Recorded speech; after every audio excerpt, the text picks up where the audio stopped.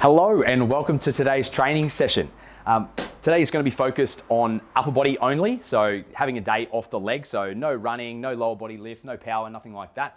This is in my home gym setup, so you'll get a bit of a feel for what I've got going on in this little scientific lab of gains. So yeah, there's multiple movements, so it's not just a push, it's going to be a push and pull movement. I've got some overheads, I've got some decline bench, we'll have some chin-ups, rows, and then just some other like grip training accessories.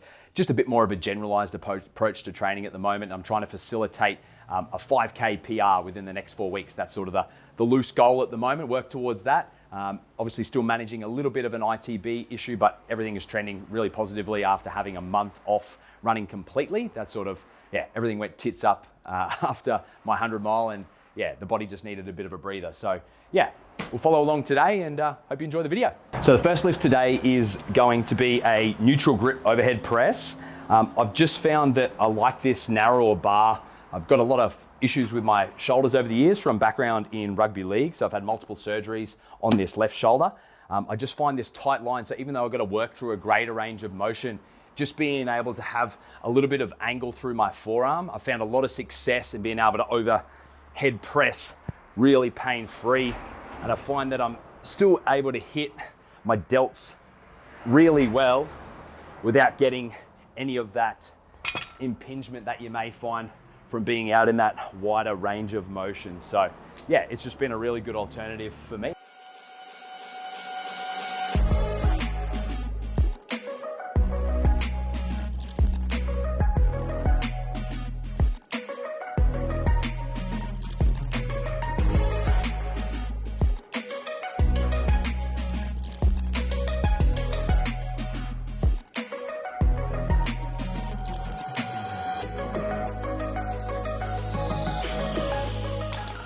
So you'll notice the bar speed on those ones by the time I finish the set, like I'm not going to failure, like I've still got plenty in the tank there.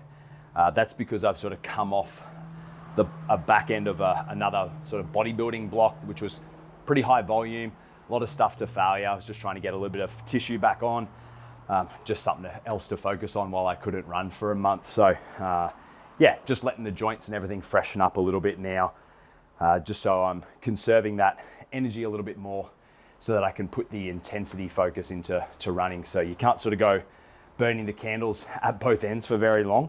So you'll find that if you continue to train to failure all the time in the gym, you just won't be able to back up that same performance running wise. So yeah, you've got to flirt with, you'll hear me talk all the time about volume and intensity. They're the two levers that you're constantly pulling on. And you know, it's such a hard thing to manage. Being a coach myself, it can be a little bit debilitating because you're so used to feeling like you can control those things because it's the area that you're a professional in, and invariably you think that you can get away with a lot more as an individual. That's just the ego talking. So yeah, you do have to remind yourself that you can't be 100% all gas, no brakes all the time. Like you just have to promote recovery. And oftentimes, you know, you don't have to go to failure to get a positive adaptation. It's about doing the least amount of work to get the most amount. And that can be hard for someone like myself who just loves training, loves pushing themselves to their physical limit. But then there's drawbacks to that. You can't have your cake and eat it too. Be very wary in your own training on when you're pulling on those levers of volume and intensity that, you know, you're being intentional about where you want to put that intensity and that volume. So today is about more general conditioning and maintenance of my upper body work, because obviously, you know, you don't need a massively big or strong upper body to be a fast 5K runner. And you know, I'm not proclaiming to be a fast runner anyway. Improving my efficiency is going to be a big part of this training block. This is just looking after my upper body from a general health perspective as opposed to trying to set any PBs. So next up, we got some decline barbell bench press. You'll notice here I've got some bands attached, so it's going to be a band assisted variation. I've just found over time that, you know, that added range of motion that I sort of travel through because I've got these big old lanky arms, I just get a lot of sort of impingement issues when I'm getting all the way down to my chest. and just changing this profile by making the weight a little bit lighter once it's down on my chest, and then pressing through to something heavier as I perform that lockout. It's just provided a bit more longevity for me personally. You know, if you have no dramas with your shoulders with pressing, go ahead. But yeah, this is just a nice little variation that I found has worked well for me. And it's the last two lifts actually. So even just that multi-grip overhead press, and now the band assisted work. I've taken that from Joe Bennett, the hypertrophy coach. I love just taking little tools from different people's approaches and sort of formulating my own training methodologies and keeping what I like and fucking off what I don't like. And I encourage you to do the same thing. Don't follow my lead just for the sake of it. If you find that there is good utility in performing some of the lifts that I do, by all means, implement them. I'm sharing these because I hope that they may help someone out there. But otherwise, yeah, it's a matter of playing around with things and experimenting what your body adapts to and what it doesn't adapt to.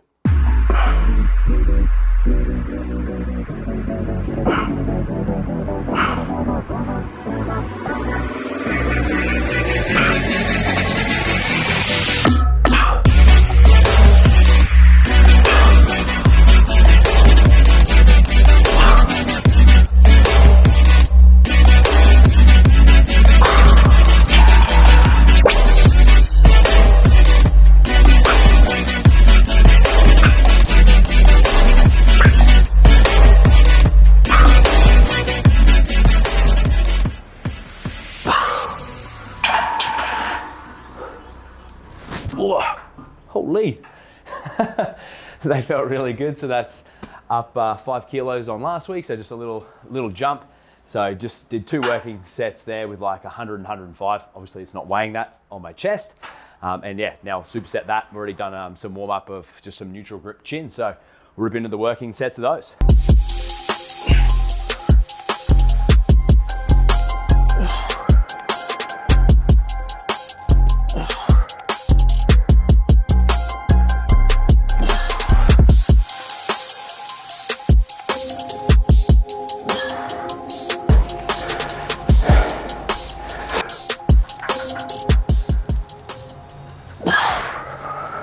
Now you'll notice with my chin up technique that I'm employing here, it's very far from like a traditional plyometric chin up that you would see like a calisthenics or gymnast do, where they're going through big range of motion, chasing that pike position. I'm sort of tucking my feet underneath myself to really promote that thoracic arch. So for me, I'm really trying to keep things scap dominant in like a retraction as opposed to a depression. For me, I just find that I'm able to keep a bit more tension throughout the lift. If I try and go too strict, I just find that to overcome this bottom position in the dead hang, to engage the pulling of my scaps, it just creates like a whole heap of tendon pain, rotator cuff pain. And again, it all just comes down to finding that balance of what problem are you looking to solve. And for me, it's just a great way to keep things moving, keep general strength in a pull-based movement without losing out on too much performance, and also not pissing something off that's going to keep me out of training for too long. So into some more accessory work now. The next one I'm going to be doing is a dumbbell McLeod fly. So essentially it's the combination of shoulder external rotation with a pec fly. It looks a little bit awkward. You probably haven't seen it before. And it's probably one of those lifts that if you walk past someone in a commercial gym, you'd be like, what the fuck is this guy doing? He clearly doesn't know anything about lifting. But one thing that I've found over time and more than a decade's work in this industry is that realistically, the only dangerous lifting position to be in is one that you're not strong in. So you can load anything effectively with time and it can be quote unquote safe. So with these, if you've never done them before, I would literally just start with no weight. Just practice moving through external rotation and pulling with your pecs to the top of the lift. So yeah, just take your time with these. Again, I'm someone who has chronic shoulder instability. My scap's still wing. Yeah, I'm definitely not the pin-up poster boy for healthy shoulders, but it doesn't mean that you shouldn't try over time to continue to improve that strength arc. So yeah, It'll be slow and steady with these, but just finding those different positions, improving the stretch, just searching for that contraction. So it's taking a lot of components of like old school strongman type stuff with bodybuilder focus contraction. That's the best way I can explain it.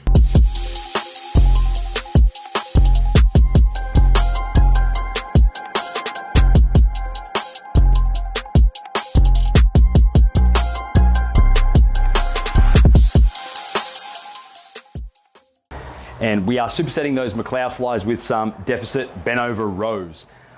Just some tips for these. The reason why we're on a deficit is to get these plates lower than the range of motion than the plates that I'm standing on. I've prescribed these for clients in the past, and all I see them doing is some bent over rows while standing on the plates. So don't be that guy. Actually use the plates for what they're intended for, and that's to get that reach. So I'm actually going to be using my hips to increase that stretch because my lats attach to my hips. So I can lengthen those a lot more and get that big pull and squeeze. So again, this is a bit of like an old school bodybuilding technique. You go back, you watch some good old fashioned videos of Arnie and the boys, and they're sort of ripping these. So it's a good way to sort of help strengthen your lower back as well, to use in conjunction with your hips. So yeah, just trying to utilize as many muscle groups as we can to just keep the ball rolling.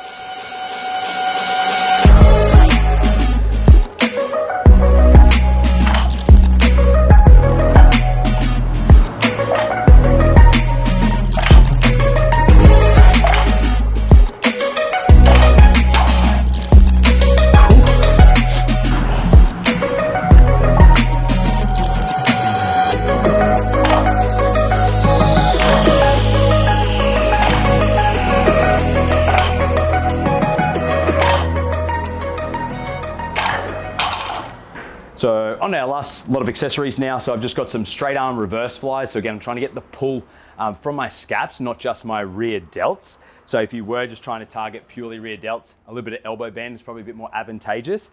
I'm just trying to get a bit more bang for my buck and get that scap retraction going. And then also got a bit of grip work. I can show you the setup in a second.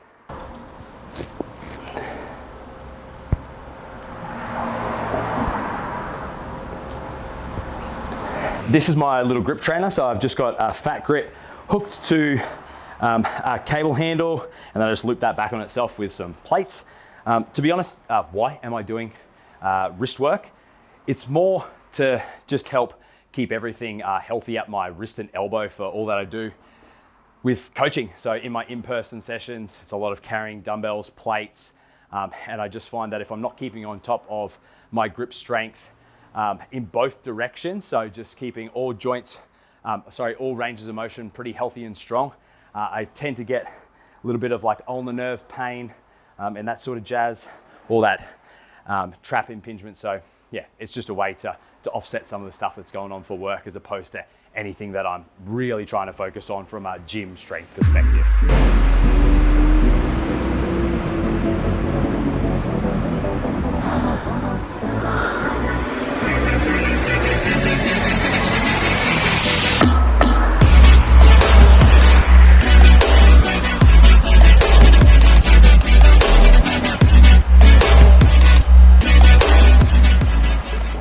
And that concludes today's upper body workout. I hope you enjoyed it. Hope you learned something, took some sort of insights into, something that you can apply for yourself. And if there's any question you have, by all means, just drop it in the comments. And if there's anything that you can think of that I can do to improve these videos to help educate you guys, entertain you guys, I'm all ears. So thanks again for tuning in. I'll catch you next time.